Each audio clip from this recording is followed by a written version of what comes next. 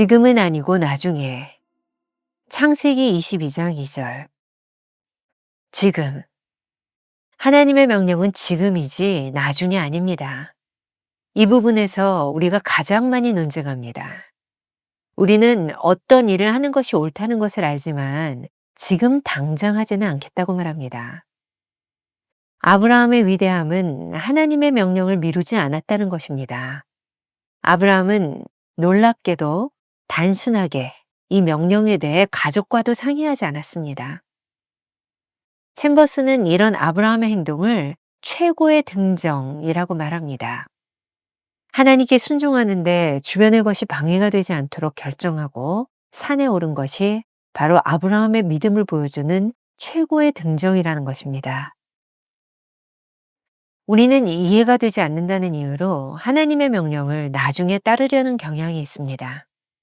하나님께서 보여주시는 정상에 오르는 것은 나중에 할 수 있는 일이 아닙니다. 지금 당장 해야 합니다.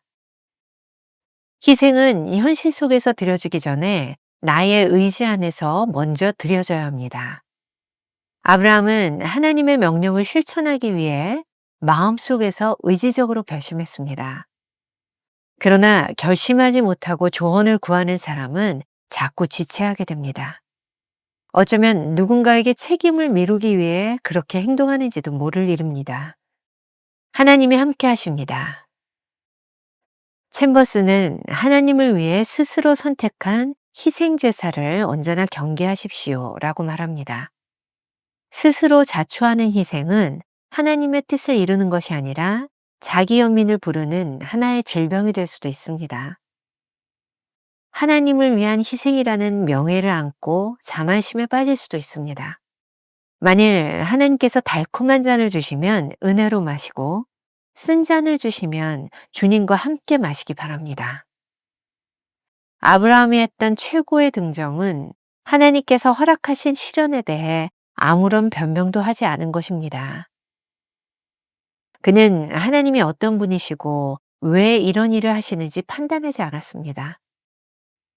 고난의 시간을 건널 때는 섣부르게 하나님을 판단하기보다 견디는 것이 더 중요합니다.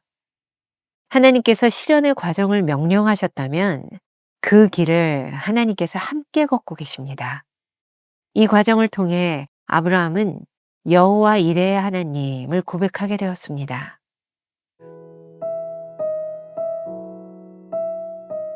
누군가에게 조언을 구하지만 실제로는 하나님을 의지하지 않기 때문일 때가 많습니다.